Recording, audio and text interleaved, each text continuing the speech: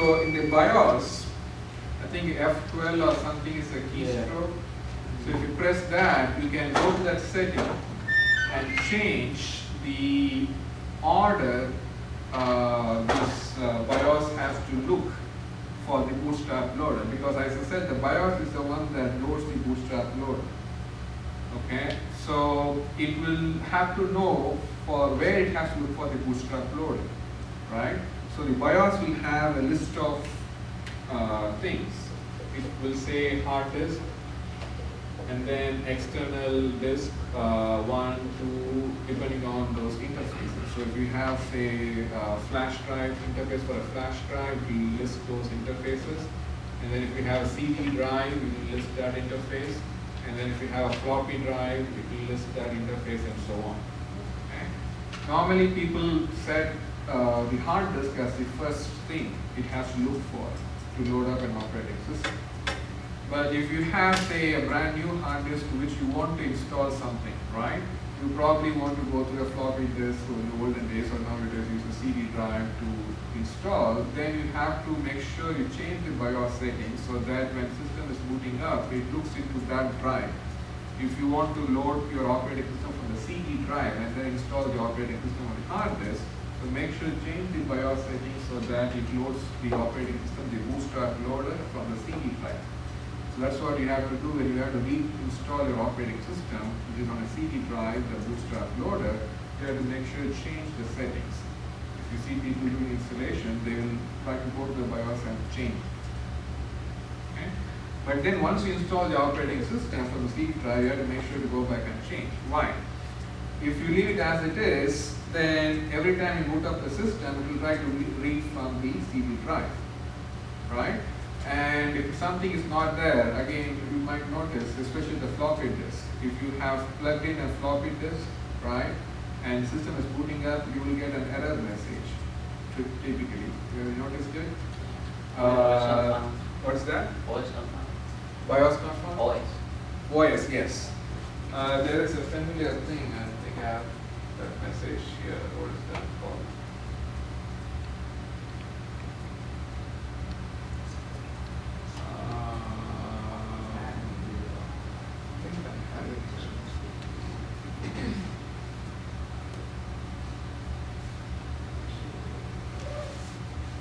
The message, it will come like a message box, message window, not system disk or disk error. That's the familiar error, right?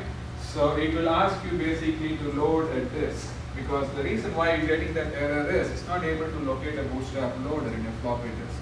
It may be a very general floppy disk that you have plugged in, doesn't have all this bootstrap loader. But if your BIOS setting is such that it has to first look into the floppy disk, then if the floppy disk is there. Also remember, for example, if the BIOS setting is like a floppy disk, then a CD drive, then a hard disk. If they are not there, it will not comply. It will look the first thing that is there. If a CD drive is not there, a floppy drive is not there, if a hard disk is there, it will try to load the bootstrap loader from there. But if we have a CD drive, CD disk loaded, then look into CD disk if the order is like this. Okay? And if the CD disk does not have a bootstrap loader on it, then you comply that it cannot load the operating system. You see what I mean? So, you be very careful what is connected to your machine at boot time. Okay? Why? If you have a boot sector virus, okay, on your CD drive or floppy drive, and your BIOS is booting at them first, right? The boot sector virus gets activated. Remember I said it needs to be activated. So when the BIOS is trying to run that bootstrap loader, basically the boot sector virus portion in your floppy or CD, it gets activated. And it automatically infects your hard disk. Okay? So the boot sector virus will be intelligent enough to locate the boot sector of your hard disk and infect that. So if you have someone giving you a flash drive and that say has a boot sector virus on it, and it's just plugged into your computer, and you're booting up your computer, then your hard disk will be naturally infected by the boot sector virus. If your setting is to read them like this. always not preferable to attach it. Okay. Sakya, any question? Yes. In some cases where you have a CD and a CD1 and you're trying to do the hard drive, it doesn't complain and it doesn't do it. It just stays there for a while, for 10 minutes or something. So I'm wondering what's happening during that time. It should at least say, can you repeat? It's not complaining, but it doesn't complain, but it doesn't do anything. But the thing is, I don't wait long enough to see what's going to happen. Like it takes about 10 minutes, and I just want to open up and click on the CD. I'm sure the CD doesn't have any boot sector virus on it. Because if that is the case, I suspect there is something going on. Because typically, if there is no bootstrap loader, and you're trying to reload the operating system from the CD or boot up from the CD, you have a complaint that you can't find the bootstrap loader. If that CD is infected with a virus, it may prevent that message to pop up, and it may run in the background and infect. The 10 minutes or nothing is happening, it may be infecting your hard disk. I know what he means. When I had a Windows computer, I used to do the same thing. Like, if I had a CD, just go like software or something. It would, but mine would prompt me, and the message would come up and say like, there's some kind of error or something. The kind of what I told you. Yeah. It had to show an error if you're trying to boot up in this order. It may be the order is the other way, and I don't know what's going on there. If your CD is supposed to be read after the hard disk, then I'm not sure. Then it has to boot from the hard disk. Why is it waiting for you to? I think it's before the hard disk. Before the hard disk. Yeah, I know what's going on. Right. Okay. So, now as I said, the boot sector viruses don't really crash your system right away. They may stay dormant for a while, and then you'll start getting more problems. Okay, because the virus, it will try to cause as much damage as possible, right? So if it is just causing showing you the blue screen and not able to boot up, then probably you will remove that virus. You will know that your system is infected. You will remove that, right? So boot sector virus may stay dormant for a while and then really show up its effect. Now, in order for that, it will really, what it will do is, if the virus code that is really infecting the boot sector will point to the real bootstrap loader. When the boot sector is infected with the virus code will kind of shift that bootstrap loader to some other portion of your hard disk. Okay? But the virus code will know where the real bootstrap loader is. So when you are booting up your system, it is the boot sector that is really being looked at by the BIOS. But the virus code will kind of silently pass the control to the bootstrap loader.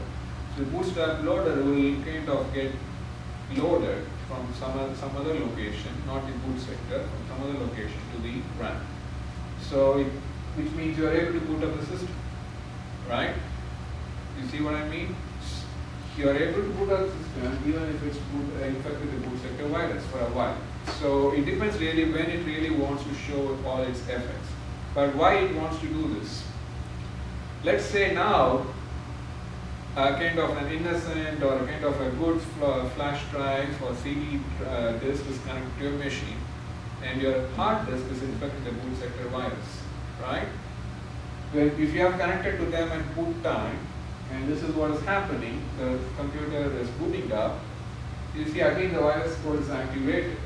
It will infect those external media, whatever is connected to that machine.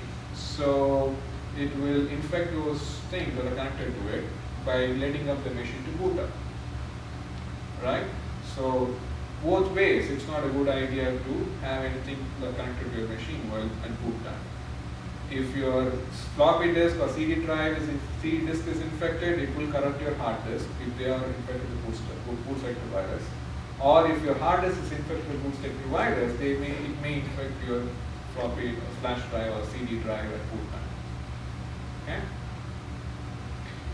So this is called a stealth technique. Viruses sometimes follow this technique called stealth technique, which means trying to hide instead of showing the real effects right away. So it will, because if they show the real effects right away, they will be caught, or they are going to remove them, right? So they're trying to cause more damage by trying to hide for a while. So this is by like pointing to some genuine code instead of showing up the effects. It's called a stealth technique. Dr. Meg, Yes. I had one that said, when it was doing the boot up, it said, can't find a network adapter. What is that totally different? That's different. That's probably at boot time. Not sure why it use it as a boot time.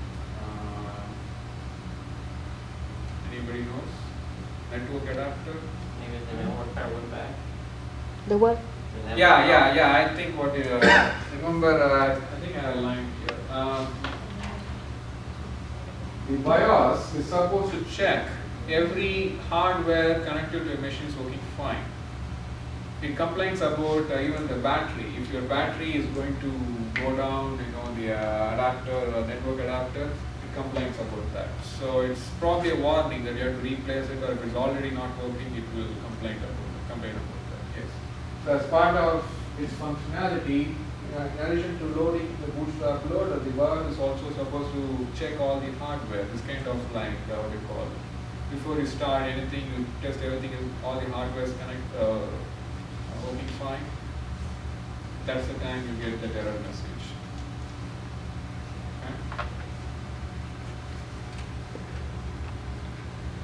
And the first boot sector virus called Brain, and it was supposed to be only 3K to 7K, so it's not a big piece of code. The virus code is only 3K to 7K. Okay? And it really follows the stealth technique. People are not able to find out right away. Okay.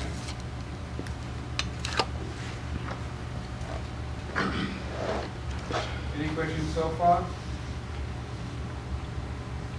Alright, so now we'll move on to what's called virus signature. So this is going to be used by what's called an antivirus scanner. Antivirus scanners, when you work with them, they probably say, what, you have to update your antivirus scanner, right? So you have to frequently keep updating this antivirus software. Why? What's new? Huh? New attacks are being created. What's that? New attacks are being created. New attacks, but basically as new viruses are being created, right, the antivirus scanner needs to know what is called the signature of those viruses. The signature is basically a byte pattern. Okay, so what is, ultimately the virus is a code, right? So what is the kind of the binary pattern of those viruses, the virus code?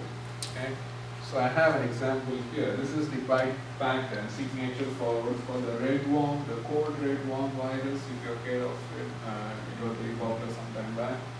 So this is the kind of a signature of the code redworm virus. Okay. So all the antivirus scanners need to know the signatures of the known viruses. So if you have a new virus and the antivirus scanner doesn't know its signature, it will not detect that. Okay, so that's why it's very important you have to constantly keep on updating your antivirus scanner. Okay, is that clear? Okay. So viruses are intelligent, or virus writers who have developed or comes up with the virus code, they're intelligent. Why? If they develop a virus and eventually all the antivirus scanners come to know its signature, they'll be able to capture it, right? So what they'll try to do, they'll try to develop viruses that can change its signature dynamically with time. So it may have one byte pattern or signature once, and after a while it may change to a different pattern, byte pattern, but still do all the damage it can do, and then after a while it can change, right? So we call such viruses, there are two types of such viruses.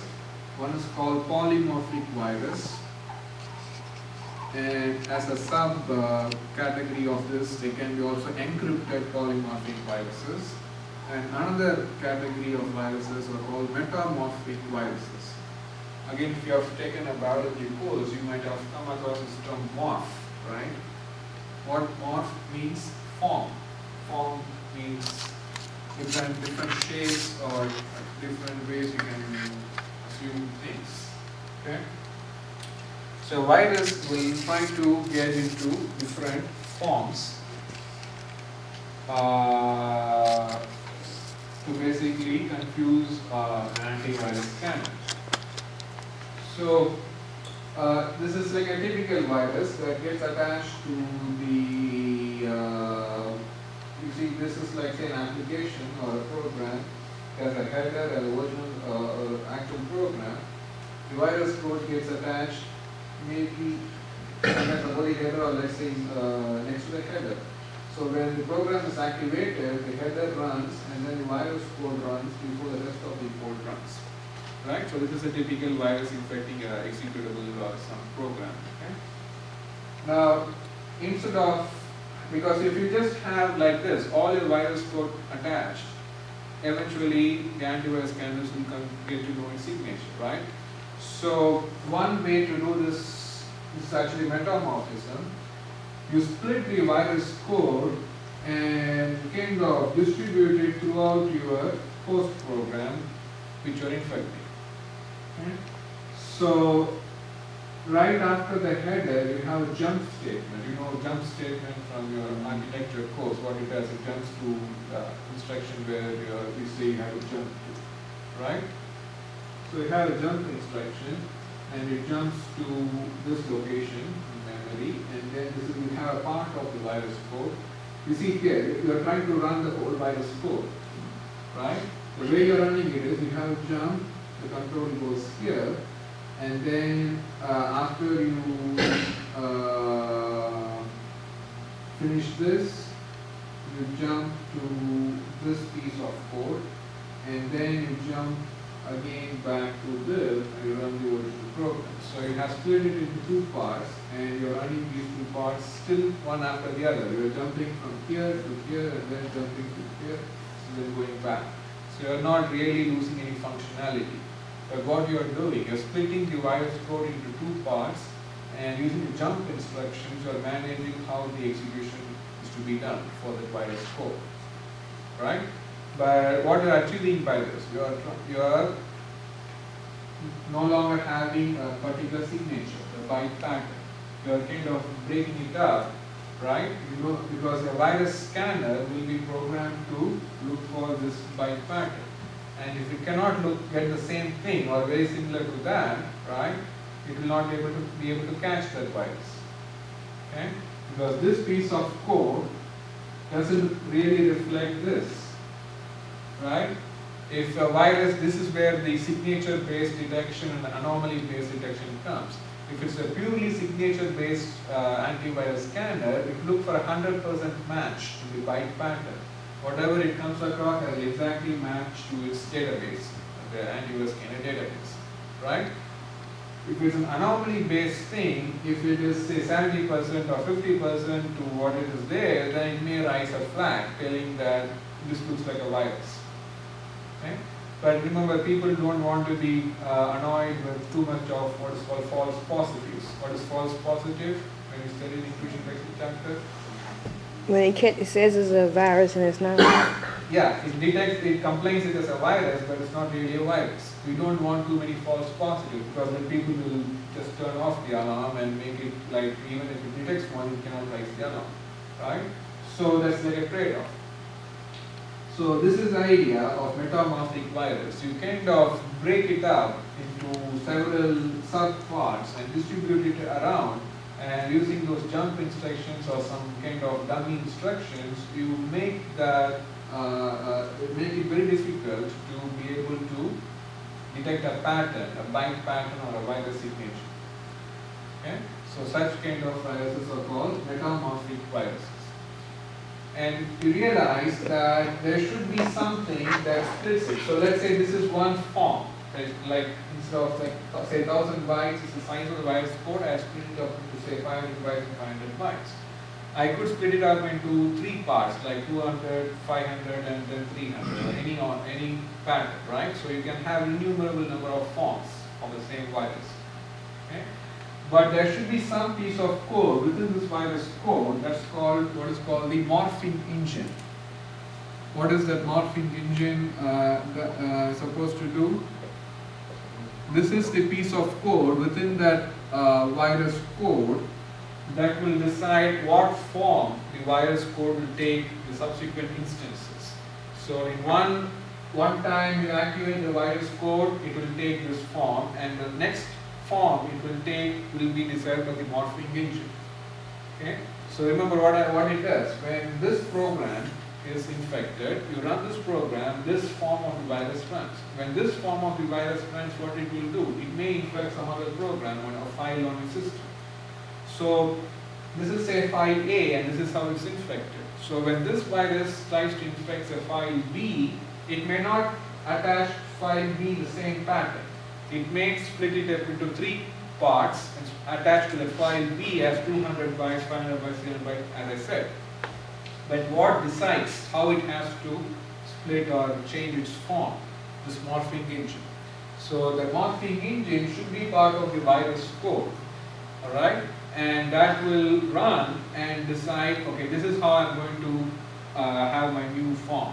When I infect the other file, this is how I'm going to get attached to that file. Okay? And when that file is being run, or that program that you are infecting is being run, the morphing engine will again decide what form it will take the other file it's going to infect. So you see what I'm telling? So every time a virus will be run, the morphing engine decides how it's going to spread, kind of what form it will take up, what new form it will take up. Clear? Clear. So if it's the same form in all the files it's infecting, it's easy for antivirus scanner to detect. So that's why each new file a virus infects, each time it's run or activated, it will take a different form. So that's how this metamorphic viruses work. Yes?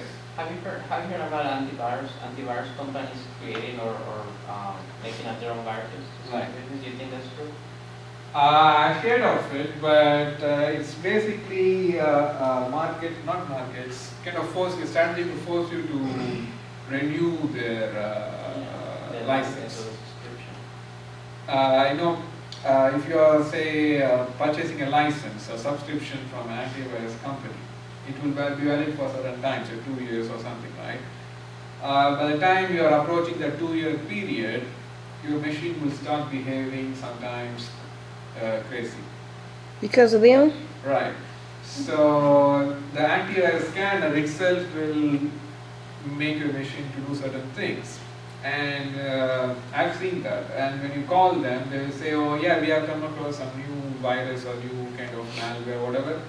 And your current license doesn't support it. If you renew it, our new version will kind of remove that or things like that.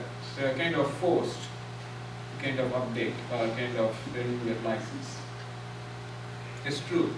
And I've heard that story from a person who has worked for an antivirus company that they are doing that. Wow. Is that legal? Huh? That was my question. I cannot say. It's only illegal if you get caught, right? Right. Right. If you can show, you're recording it in here.